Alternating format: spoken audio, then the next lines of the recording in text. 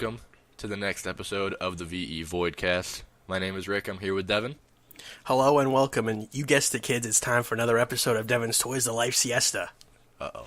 Today, we're going to rocket on over to Japan and knock on Mr. Nintendo's door and say, hey, give us more Toon Link Amiibos. Oh, boy. That's about it. Oh, yeah. And I've been getting some complaints from 6.5 Big Boy that I don't know what siesta means. As a Hispanic myself, I do know what it means, 6.5 Big Boy, so get off my frosted dinger. Hop right off it. Hop right off and go jump in a lake. That was a good intro. That one I came up with on the spot. It's episode 8. This is 2 months. 2 months. Really? Without a missed week. Huh. Of the cast. Well, it's about time to quit. Yeah, it's about time. We had a good run, but 2 months is enough. Yeah. I'm out of here. That was my last hurrah. I'll see you guys next week. The last Toon Link Toys to Life Siesta. Oh boy. How is it going, Rick? It's going well. It's going well. I'm in that real nice crunch pre-spring break homework time where I am buried in homework, which is great. I'm in the thick of it as well. Got a test tomorrow. We have what? Well, next week's your spring break. The week after is my spring break. Then the week after that, I'm still swamped. But the week after that one, so like late March, early April, we got the calm before the storm. Because we're in between midterms and finals, so we get a little break. We can play Quantum Break. We can play break. Isn't Quantum Break May? I believe it's like April 4th. Is it? Yeah. That's tough for me. Because I'm trying to decide between Dark Souls 3 and Quantum Break. Yeah, it's a tough one. Because I thought Quantum Break was May. That made the choice 5th. for me. Because I was like, by the time May rolls around, I'm not going to have time to play Quantum Break. And by the time I do have time to play Quantum Break, I'll be back home with a full-time job and I can just buy it myself. No big deal. I can't afford to buy both in April. I'll let you know how it is, buddy. Are you going to get both? Quantum and Dark Souls? Rick, you only live once, pal. Oh, right, because you get the Easter game. Yeah, you get a little something fresh for a holiday that's about a bunny. See, I get the Easter gift card. I don't get the Easter game. So I still gotta pay for a good part of one of them. It'll just be cheaper than $60. Ricky Beans, we're all gonna die one day, so you gotta live playing Quantum Break and Dark Souls 3. That's true. To be fair, though, I really only need one. Especially if that one is Dark Souls, because... Yeah, that's gonna be a long one. That's a long one. I won't. If I buy both, I won't have time to play Quantum Break, because I'll be so busy with Dark Souls. It's true. So I'm leaning towards Dark Souls for the April Calm Before the Storm game, but Quantum Break's April 5th. Dark Souls, I believe, is April 11th or 12th, and so it's a tough squeeze. But I might try to fit it in. I wish you all the best with that endeavor. I will be sitting on it for a while and coming back to it. And I'll spoil every second for you. I swear to God, don't you do it. Remedy only makes one game every 10 years. Do not spoil Remedy's one game for me. In my lifetime, I will only get to play a select few Remedy games because they take so goddamn long to come out. Yep. Maybe one of them will be Alan Wake 2. I saw a little article. Apparently, there is a trailer for something called Alan Wake Returns within Quantum Break. Ooh. And that's like confirmed. It's in there. Yeah, it's not like a oh maybe it'll be in there. Like there's a trailer for Alan Wake in Quantum Break. I like that because Alan Wake was great. I think Alan Wake is my favorite thing Remedy has ever done. Max Payne being a close second, but Quantum Break could squeeze Max Payne out, I suppose. Max Payne is a little bit dated now. True. So we will see. Still the best though. We'll see. You want to hit the news? Is that an ocean I see? Because we're diving right in. Oh, we're back to that. Good. I don't think we ever stopped. Well, we did stop for a little bit there, but then you just hit me even harder later on in the episode. Yeah. Anyway, though, here's one that I'm real into. Darkest Dungeon, doing their March 8th update. If you listened to Rick's Fireside Cast... I don't know why they would, because you didn't advertise it. I didn't, but if you can go listen now, pause this, go listen to that real quick. I talk all about the March 8th update. So what's happening is they're rebalancing the end of the game, which is great. Which is great news because the end of the game was hard as balls, needlessly hard as balls. The whole game is hard as balls, but once you hit the level 5 dungeons, it just got to be too much. Got to be, no matter how much you grinded, no matter how much you prepared, you were still just gonna get shit on. So that's cool. They're kind of rebalancing that, and they're adding a new character, the Antiquarian, and he's if I recall correctly, he's real bad at combat, but he makes your runs have more money and heirlooms in them. So you bring him along for the ride on like easy dungeons, and then you get more loot. Much like the golden poop in Digimon Story Cyber Sleuth, who gives you more EXP. What?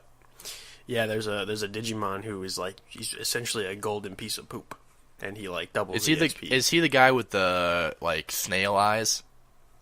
Maybe. Because I remember I wanted that Digimon just for his looks. Yeah, well, he actually like doubles your EXP if you use him in your main 3, though. I like that. That makes him even more useful to me.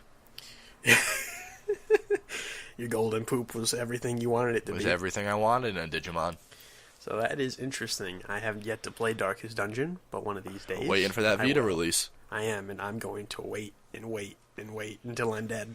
You are. Axiom Verge still isn't out on Vita. So he keeps saying that it's going to be out on Vita. It's coming. But then it doesn't. We don't know when. Yep.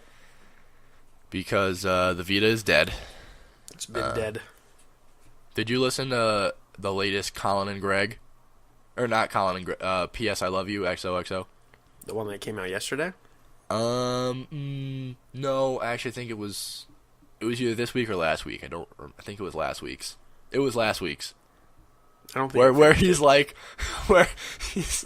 there are some people people keep sending me messages that I just bought a Vita. I don't care if you bought a Vita now. I need you to buy a Vita 4 years ago. When we were all on Vita Island starving. I didn't get to that part. I haven't finished that episode. That's funny. Colin got so mad because he's like, I keep getting these emails about people. You finally convinced me to get a Vita. It doesn't matter anymore. Vita's already dead. I've been begging for years. Your boy Colin M. It was funny. That's good. It was good stuff. It was good stuff. Oh boy. But anyway, so Darkest Dungeon. Sweet update coming March 8th. I'm going to start playing the game. I've been taking a break from Darkest Dungeon. I'm going to jump back in once the game is rebalanced, and I'm going to really hit it hard. Next up we have, this is actually it's disappointing news, but it's big news though, and that is that the Nintendo 3DS lineup for 2016 has been revealed. It got leaked and then verified. By a source at Nintendo, and it's disappointing, I think, personally. Yes. I think it's a pretty disappointing list. There's only one game that has me interested, and that's mostly because I just don't know what it is. For summer, a game called Torte City, which is a big-budget, unannounced game for all gamers. Hardcore, all ages. Other than that game... It's too big of a net for me. Yeah, I know. They're casting a wide net with that one. There you have Pokemon, obviously. There's a 3DS hardware price cut coming this fall. Which, great, I guess. What that probably means is I'll hold on to my old 3DS now until fall, and then upgrade it at that point to a new 3DS. Too late for me, because I just bought a 3DS. That's true. You got that Pokemon limited edition. Yeah, it's coming Friday, along with my copy of Twilight Princess HD. Ooh. So Friday, Nintendo is going to give it to me Mr. hard. Nintendo is going to be giving it right to you. Oh, yeah. Okay, alright. So, yeah, this list overall, pretty weak. We got the Dragon Quest games. We got a few unannounced things. But Yeah, Dragon Quest is cool, but I don't really play Dragon Quest.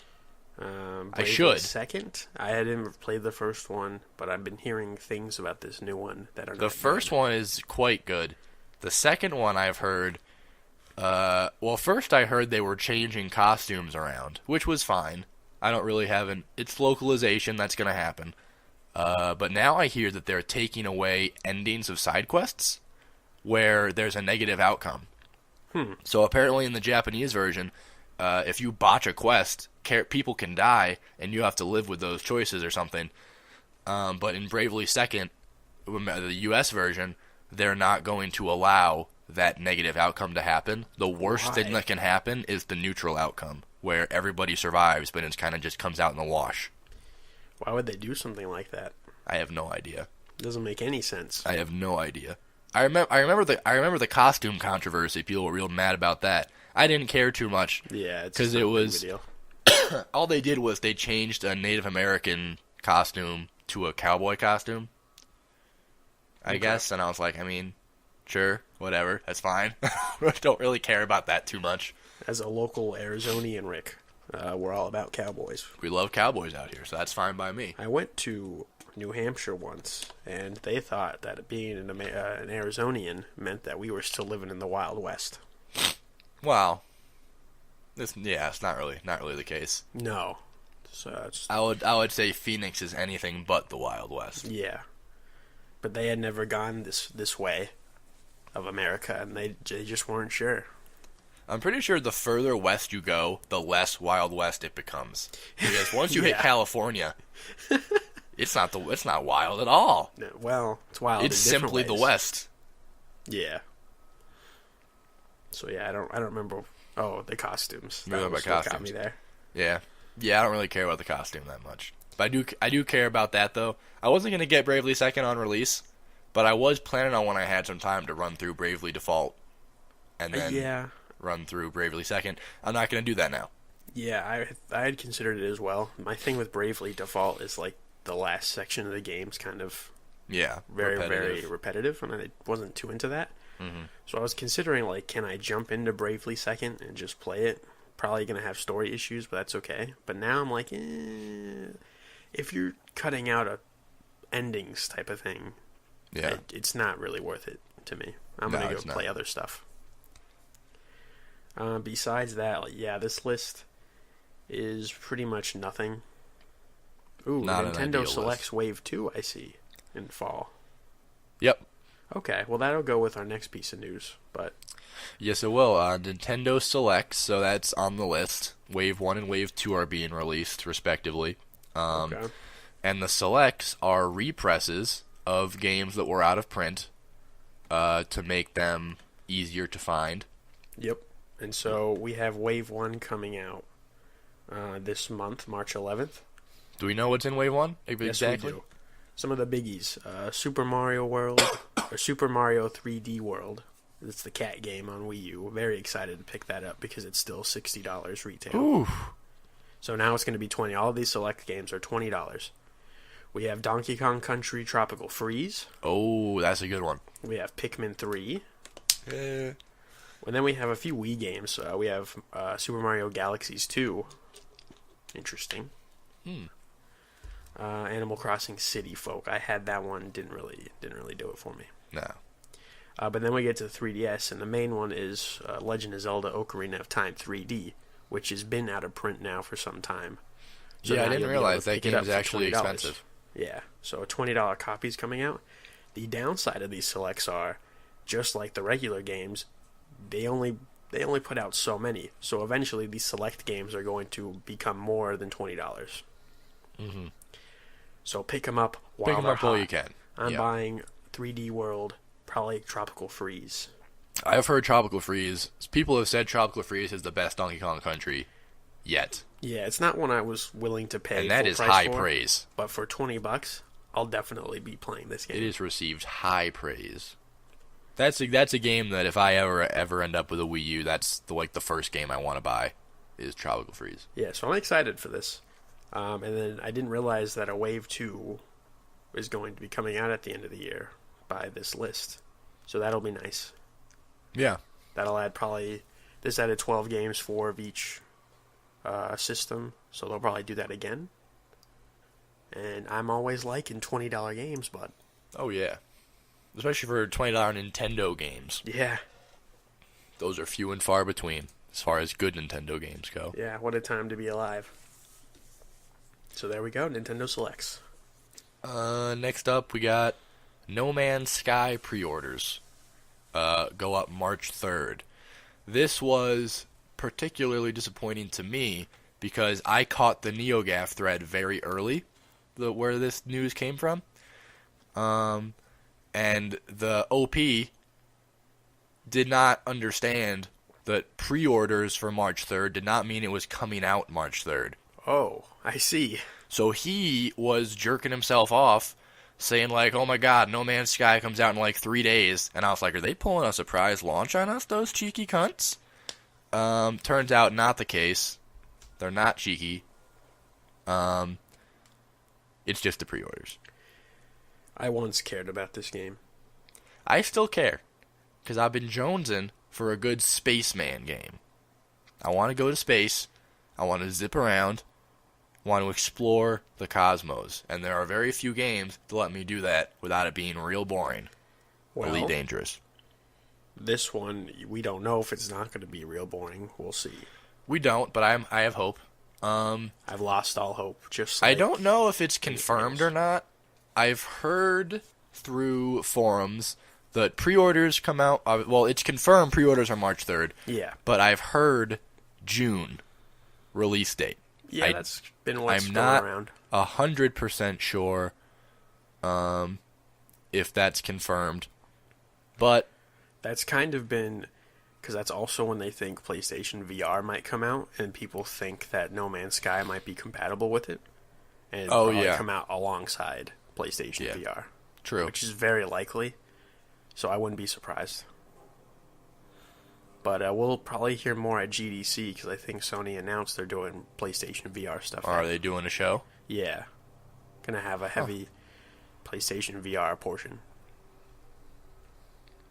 Okay, I like that. Yeah, so we might get more of both No Man's Sky and PlayStation VR. All right, well, GDC, that's the time to look out for then. Next up, we got Life is Strange Dev they're working on a new, fresh title. Is it called Vampire? Is that what so? The game is called Vampire. Yeah. And it's about vampires. Yes. Oh, there's a concept teaser. Okay. Do we know if it's going to be in the same style, like point and click? No, I believe it's going to be actually like a... because I read some of the articles said like semi-open world type of action game, I think. Oh. I don't know if it's going to be... we don't know enough yet, but it might be like action/RPG type of thing. Huh. But yeah, it takes place in 1918. First World War has ended. You're in London. Oh wow, I'm liking these concept screens here. Yeah. So we got this news from IGN. So you can look up the article there. They have some concept screens, a little trailer. Mm-hmm. This is neat. Oh, there's a level up system. I'm kind of getting Vampire Bloodlines Chronicles game. I'm kind of getting that vibe from this game. Okay. Like an vampire RPG is a genre that is not explored nearly enough. Yeah, definitely. Vampires are dope. It's Vampire the Masquerade Bloodlines. Okay, yeah. You've talked to me about that game before. That's the one that like wasn't completely finished but was super dope. Yes. Could have been amazing. Could have been one of the great... It's in its unfinished state, it's still one of the best RPGs of all time. So you can imagine if they'd actually had time to finish the game, what it could have been. Yeah. Which is a bit depressing, to be honest. So this is exciting because I loved Life is Strange. So I'm happy to see them not just do another Life is Strange. Yeah, they're not turning into Telltale, and I like that. And but this is like very, very far off. Yeah, and this is still in the concept stage, seems to be. Yeah. I mean, they're definitely doing it, but it doesn't seem like they're incredibly far along in the process. Yeah, because even if they sent some of their team off to start this while they're finishing up Life is Strange, like this is years away. If it's gonna fit the scope that we're seeing here, it's it's a few years away. Because it's not a huge studio. No, they're not. I'd say 2018 at the earliest. Yeah. Probably 2019, 2020. Yeah, but I'll eagerly await this game. Yeah. Yeah, I can't wait for this. Because as said by Rick, vampires are dope. Vampires are dope. Next up, Mass Effect, confirmed Q1 2017. This comes to us from Eurogamer. And this, I didn't want to expect it, but deep in my heart, when they said fall 2016, Q1 2017, I was pretty sure Q1 2017. Yeah, I was hoping for 2016 this was going to be my fall game that really just took me by the dinger and just made me go wild. Just jerked you right around. But, we can't have it all. We can't, and it's fine. I don't want them to rush it either, so... I tell you what, though, quarter one of the next year is quickly becoming the next Q4 of the current year. Yeah, because everything tries to go for fall, then they get delayed or they get afraid of something, and then move on to Q1 of the next year. I'm okay with it though, because it means that the games are coming out finished, not coming out for the Christmas push. And in terms of Mass Effect, both Mass Effect 2, I don't know if it was 1 or 2, but one of them, and then Mass Effect 3 for sure, both ended up coming out Q1 2017. Oh, really? So it kind of follows the Mass Effect trend, at least. Mm-hmm. And I don't want them to rush it. I don't want it to be like Dragon Age Inquisition. Not rushed, but could have used a little more time to really consider their decisions. I think the issue was they had too much time to add all that bloat into it. If they'd had less time, less bloat, would have been a much better game. Yep, and then Mass Effect 3 could have possibly used some more time to finish that ending. Yeah. Yeah, so, it could have. It's disappointing, but we'll get it eventually. We'll get it when we get it. It'll be fine. Just like Uncharted 4. I'll play it sometime this year. So I think that's it. Wait, I got one more thing. I just saw this. Oh, you're gonna sneak a little something in, huh? I'm gonna sneak a little something. This was posted today at 6 a.m. So, Nintendo Direct tomorrow. Oh yeah, I saw that. Okay. An actual lengthy one, because last week I thought we were getting a lengthy Direct, and it was like 4 minutes. Yeah, well, that was literally just for Pokemon. Yeah, well, they're probably not gonna talk about Pokemon in this one. Yeah, they're not. And they're not talking about NX or mobile games as well. We'll cover games coming up until this summer. So they're might... probably just going to go over... the list we just read. Because mobile doesn't count 3DS, right? No. So yeah, they're just going to go over the list that we already have. So it's actually probably going to be a pretty boring Direct, but... And then add in some Wii U games, because the list was just 3DS. So I got to see when Shin Megami X Fire Emblem is going to come out. Oh, true. I was thinking about that game. And when it first was announced, I didn't care because I was like, oh, it's Shin Megami, but with a little Fire Emblem skin, and a lot of people were very upset about that. And then I started playing the new Fire Emblem, I'm like, wait. I could only imagine if they took this combat system and the Shin Megami boys did something wild with it and made just an insane freaking game, and then I got disappointed. Yep. So, just a little something.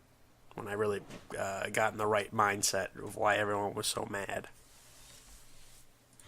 I feel that. I can feel that. So yeah, Direct. Tomorrow, new Direct. That's pretty cool. Just saw that. That's it for the news. All right. We're diving right out of that ocean of news. And moving into what we've been playing. All right, Rick. So do you want me to start this off because it's going to be quicker? And Oh, then actually, you can just... yeah, you're right. Yeah, you go because yours is a game that we already talked about. Yep, so I've been playing more Fire Emblem. I'm 3 chapters away from beating Birthright. Oh my, I didn't know you were that close. Yeah, and essentially my feelings about the game are the same. Really enjoy it, stories, whatever, but it's still fun. I turned off combat animations and I started playing, and I was like, when you take off combat animations, there's not a lot to this. You're playing just a very obscure game of chess. But the animations make it seem a lot more interesting. Uh-huh. So there's just a thought I was having that, like, once you get rid of a lot of the fluff, there's really nothing here. Yeah, I mean, it's a strategy game. Yeah. You know? So I like the fluff. I don't keep it on for every battle. There's some battles I'm just like, I don't I want to see these pop it right animations. off. But sometimes, like, I like to have a little fluff in there to keep me excited.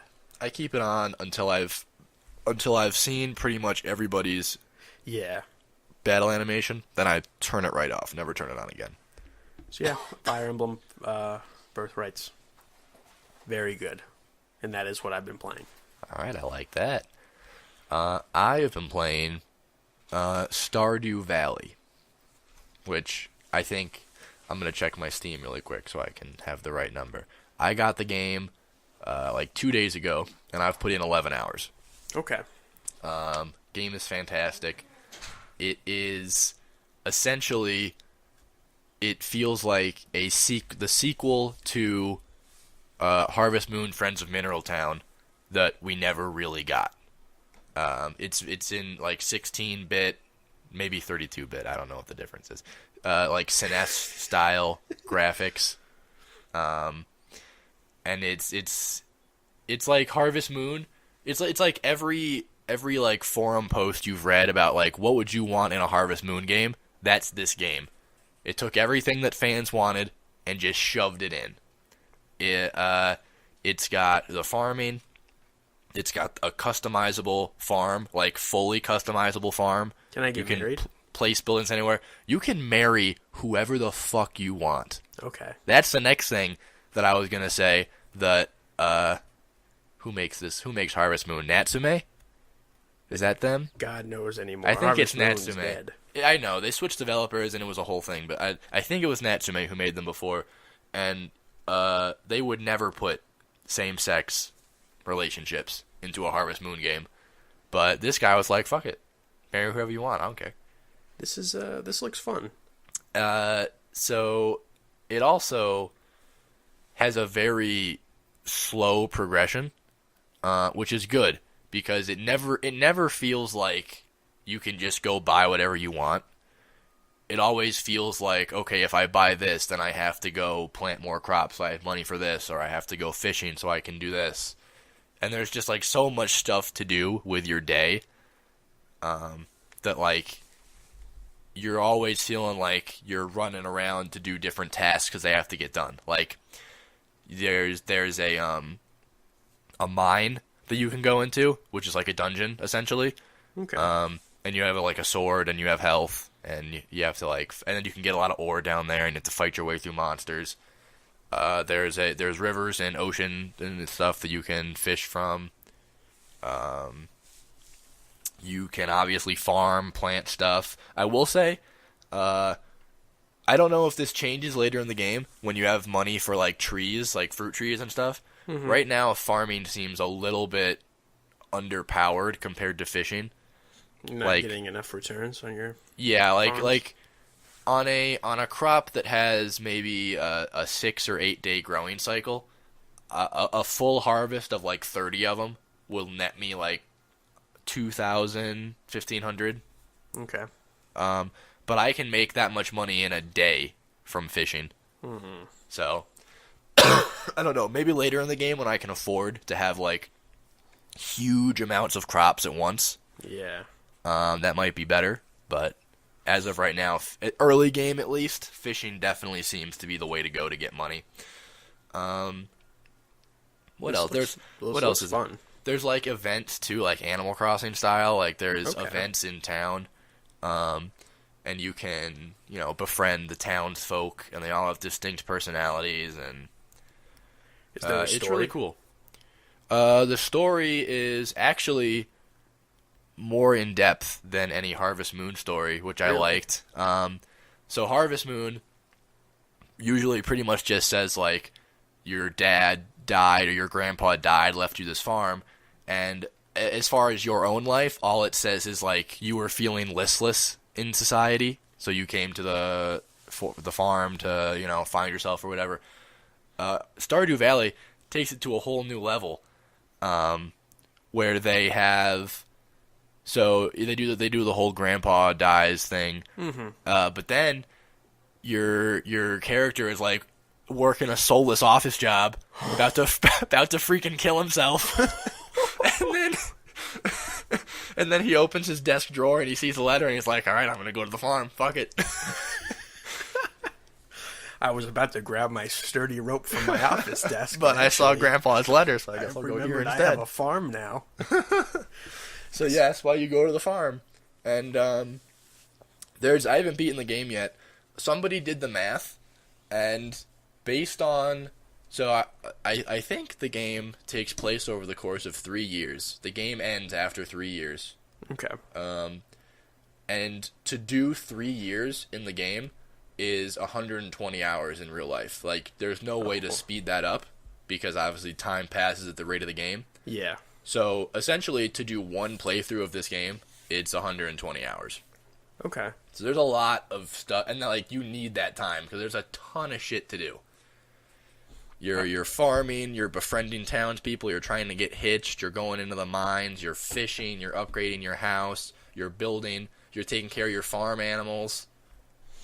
That's the other thing. You can build, so when you first arrive, your farm is essentially just the house. And then you have this huge swath of land that's full of rocks and trees and grass. So you got to clear it out, and you clear it out bit by bit, and then you can build stuff on that land or farm it or whatever. And so you can place your chicken coop or your barn or your silos wherever you want in this huge piece of land. So you can make your farm look however you want it to look.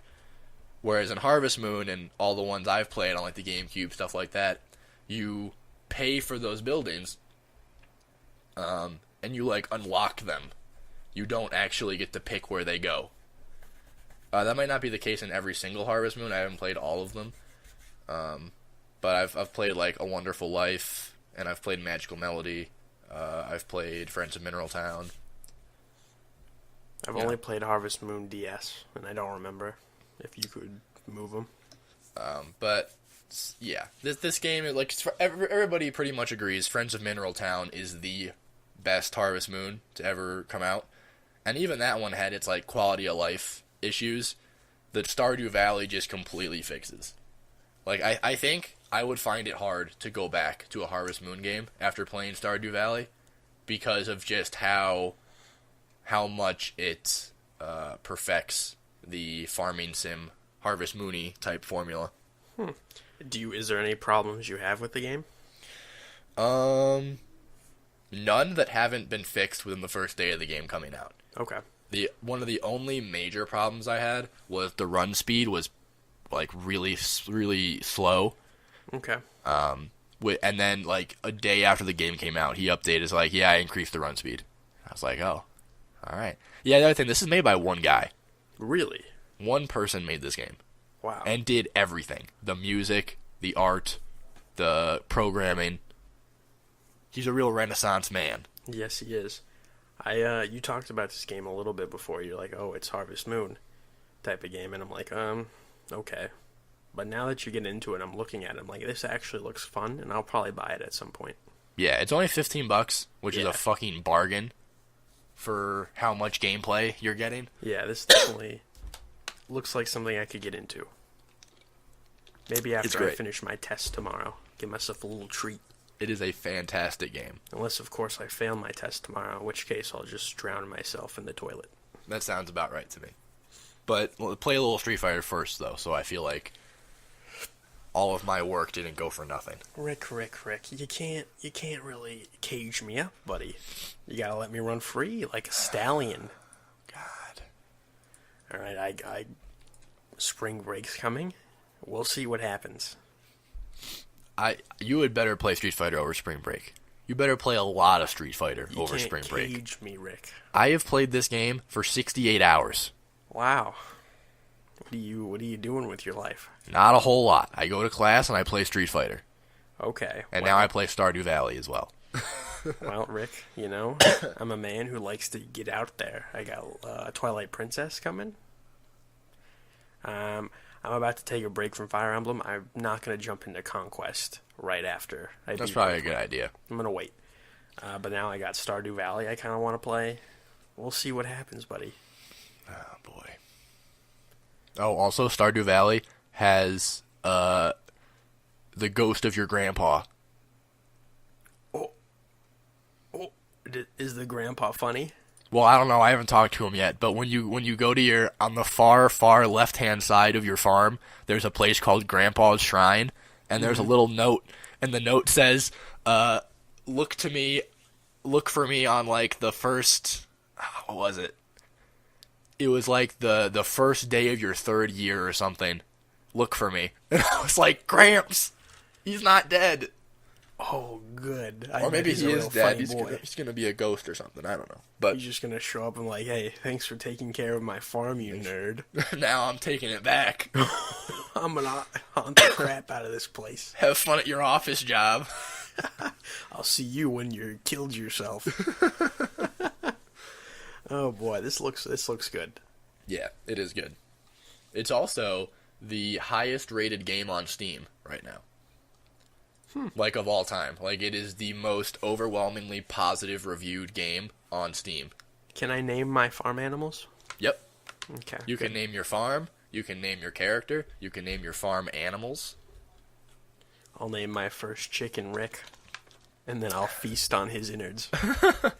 That's the only unfortunate part about the game. The dev of the game came out. I think people were asking, like, are you ever going to add in, like, slaughtering for, like, meat or whatever? And he said no. That's a bummer. Your farm animals, actually, I don't think can die. Really? How do you get rid of them if you want them? Don't want them? You can sell them. Okay. I'm not sure if they can die, like, if you don't feed them or something, or if they get old. Because in Harvest Moon, at least in A Wonderful Life, your animals would get old, and they would die of old age. Sometimes have kids. Yeah. Little cow babies. Oh, yeah, they'd have kids pretty regularly. I've only played Harvest Moon DS, and my cow had a single child. And then I tried to use him in a contest, and he was not good enough. So then I hid him away in all the shame. Shame. That's my experience with Harvest Moon-esque farming simulators. Oh, see, I've played a lot of Harvest Moon.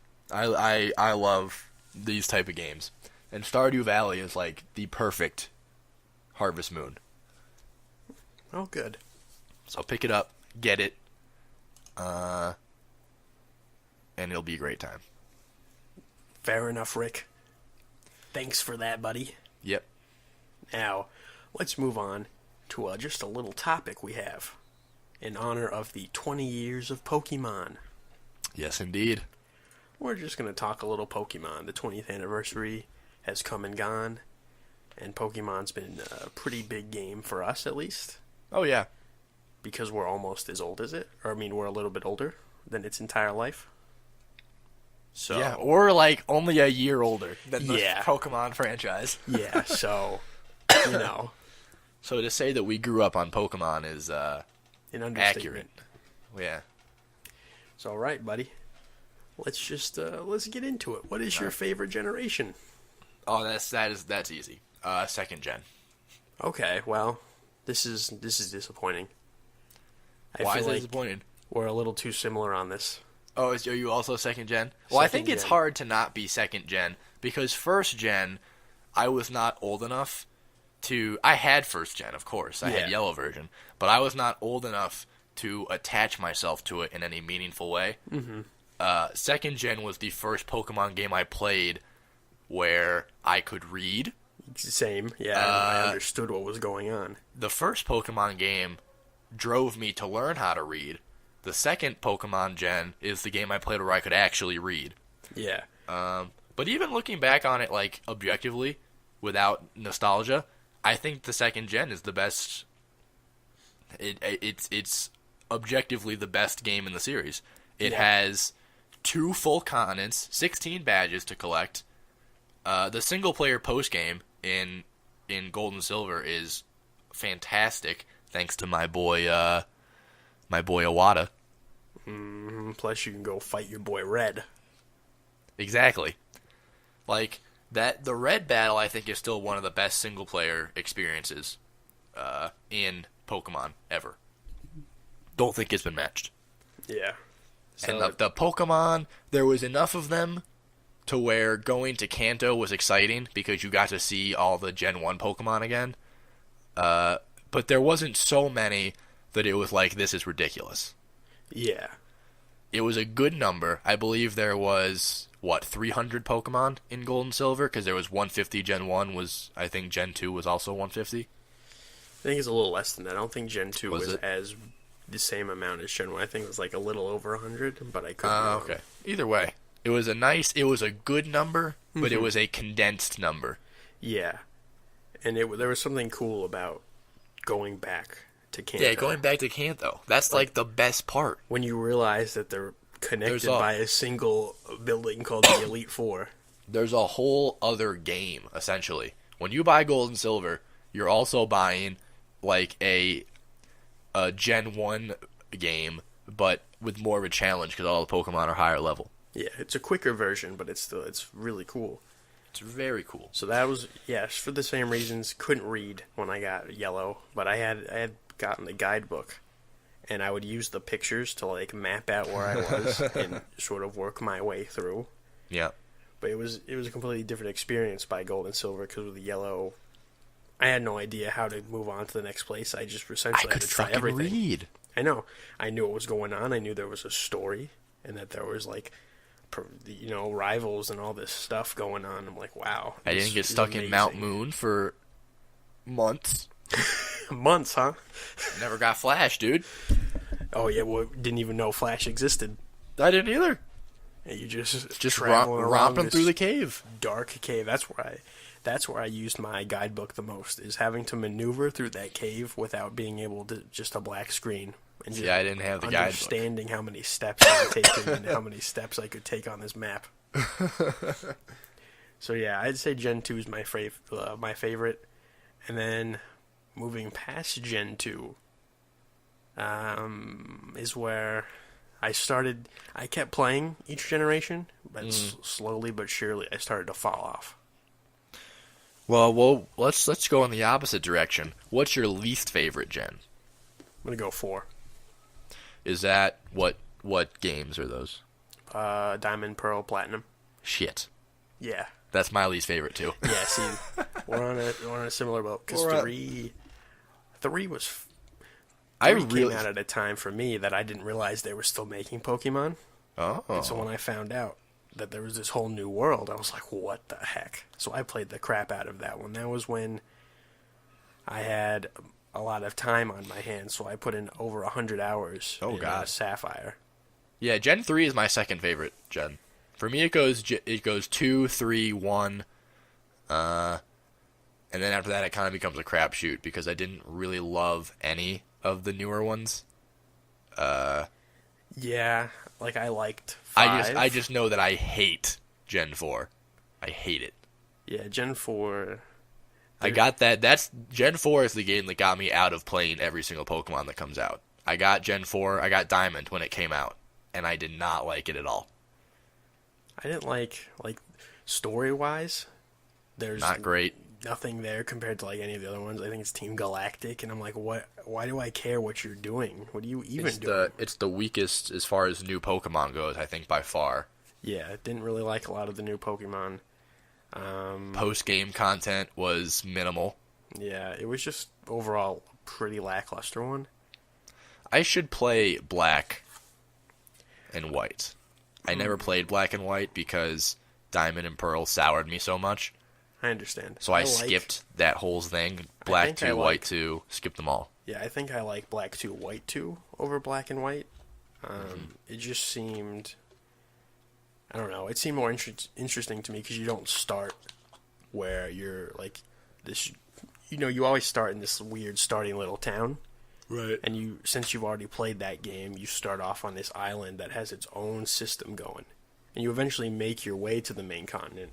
Mm-hmm. But it was just really cool, and it brought back the rivals, and now one of your rivals is a gym leader. One of your rivals is doing something, I don't remember. I do need to play those, because people say Black 2, White 2 is like their favorite game. Yeah, I really enjoyed them. Black and White 1, people like. That one, I didn't connect to a whole bunch. I liked the sort of, I wouldn't really call him the antagonist, but he kind of was. N had a new take on the story where he wasn't a bad guy. He was actually trying to help Pokemon, but in such a way that you still had to fight him over it. So I thought that was interesting, whereas in 4, like, God knows who the enemy was, what he was even trying to do. His people had bowl cuts, just whatever. But yeah, Black 2, White 2, I do recommend. I really enjoyed those ones. And then X and Y I didn't beat. That's the first one that I just didn't beat. Oh, I did beat them. I liked them. I kind of had to beat them, though, because that was my first foray into the my first and only foray into the competitive Pokemon scene. Yeah. It's too much.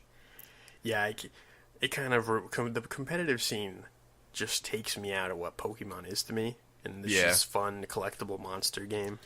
And it get real is weird into it. So much grinding. Yeah. So much work to assemble a team. Like, hours and hours spent just hatching eggs, and like it's too much. It's way too much. And the worst part is X and Y, they made it easier to be competitive than it ever was, and it was still hours and hours and hours of work. Yeah, they made EV training a lot easier with a mini game, but it was just a massive grind. Like, it was, oh boy. There was no more guessing of if you were doing it right. Like, it told you what you were doing, so you got those EV stats. But 6, I enjoyed how it had so many Pokemon in it. Mm-hmm. But the rivals, there was like 5 of them that were all garbage. I liked the style. I liked the whole French style. I liked a lot of the new Pokemon. But it was, in my opinion, it was still kind of a weak entry. Yeah. And so for me, since the rivals sucked, story sucked to me, enemy just wanted to kill whatever, I don't know what he was doing. It didn't give me enough reason to keep going, so once I built my team, had a little fun with them, like, I'm done. Yeah. I don't need to beat this game. Yeah. I'm at a point now where I don't need to beat every game I play. Mm-hmm. Whereas, like, Diamond and Pearl was at a time I thought I still had to beat every game I played. So I just did it, and I'm like, Devin, why? I feel that. I do feel that. But yeah, so Pokemon has been going with us our whole lives. Yep. And now it's going with us again, buddy. With the announcement of Pokemon Sun and Moon. I mean, this is going to be a short section because I don't have too much to say. I watched the release trailer. There were a lot of Pokemon in trucks for some reason. Oh, yeah. I saw the concept art. Not sure why they're all in trucks. Like, if I saw one truck full of Pokemon, I would say, okay, maybe that's a thing. But they were all in trucks. Why are they all in trucks? Pokemon like trucks, bud. That didn't really... But, like, besides that, I mean, what do we really know, you know? We don't know anything. We don't know Jack Diddley. I did see in that video something never seen before. It blew my mind. Pikachu concept art. Because, obviously, we need more of that. Yeah, we do. We need a lot more Pikachu concept art. We need people to know what he looks like. Yeah. There's just some guy in the Pokemon company who just sits there and has to draw Pikachu his whole life. Gotta make him thinner, boys. Gotta make him thinner. Fat Pikachu is still best Pikachu. Yeah.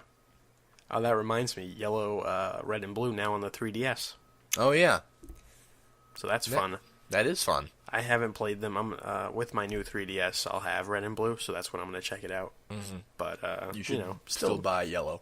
Yeah, I'm going to, but I'm just waiting. Yellow it's so good. It is. You get all 3 starters and a Pikachu. I never really used I kept my Pikachu around, but I never actually used him in my original playthrough. What?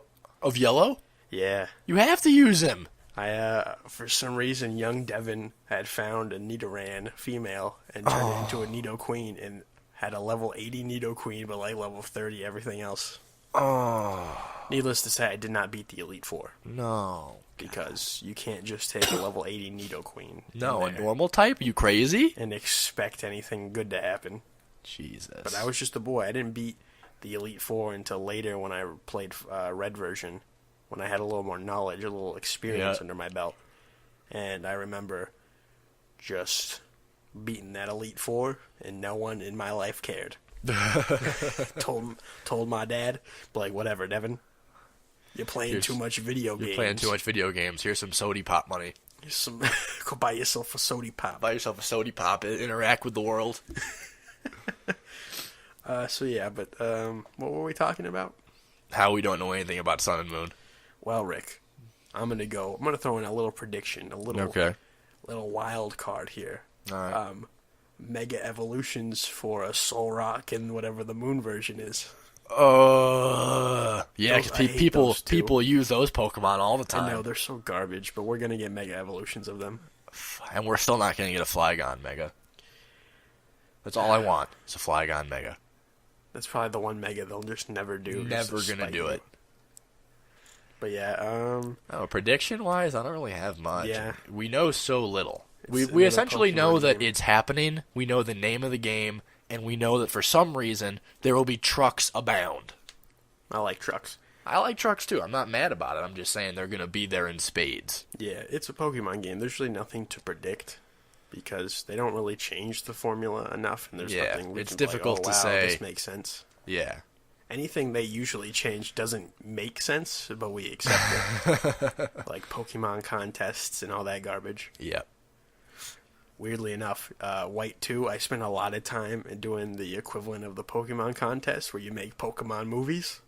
It doesn't surprise me. And I remember playing that with the lads. We all went the morning and bought it. And everyone was like going through their fourth gym, and I'm just doing Pokemon movies. Like, Devin, Pokemon movies. You're sick. What are you doing? This Pokemon movie minigame is not even fun. But I'm making movies, lads. I'm living the dream. Living the dream. Oh, boy. But anything you want to see from Pokemon Sun and Moon, just like something you want in it. Besides Flygon Mega Evolution. I don't. It's tough because there's not really much for me to say besides like have well designed Pokemon, which depends on. It's kind of difficult to say. Yeah, they're running out of ideas. Because since I don't really care about competitive anymore, yeah, like all I really want is well designed Pokemon, interesting towns. Which, by the way, 3rd gen had some of the best towns in the whole series. Oh, yeah, for sure. Do some cool shit with the towns. Put secret bases in the mix, please. Oh, yeah. Because X and Y had secret bases, right? No, we only got them back in the remakes of Gen 3, I think. God. Put secret bases in the fucking game, please. That just brought another point. Gen 4 had that weird where you dive into the ground and start digging around. Oh, yeah. What the fuck was that all about? Gen 4 was a botched job on all fronts. Jesus. Secret bases, that'd be cool. What I'm curious about, are they going to make another game like X and Y where here's some new Pokemon, but here's a mix of everything else? Or are they going to try to do a whole new set? I would prefer they do. That was one thing I did like about X and Y, that they had some new Pokemon. Yeah, because Gen 4 had the whole suite of new Pokemon, but most of them were garbage. Yeah. I liked the X and Y new Pokemon. Yeah, I did too. And that's probably because they didn't have to make so many of them.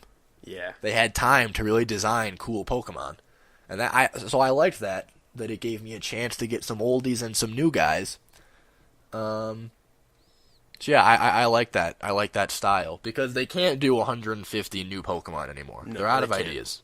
They're out of ideas. They need to do like 50 or 60 good ones, and then throw in a mix of everybody's favorites from other gens. Yeah, my only thing with 6 was that it did that, but it was oversaturated with like just way too much. of the garbage ones as well from older gens. Like, they just threw everything in there. So I like a better balance of, like, here's the new ones.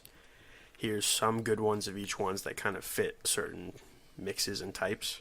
Mm-hmm. And really think about what they're putting in there instead of just dumping it all in. Yeah, I agree with that.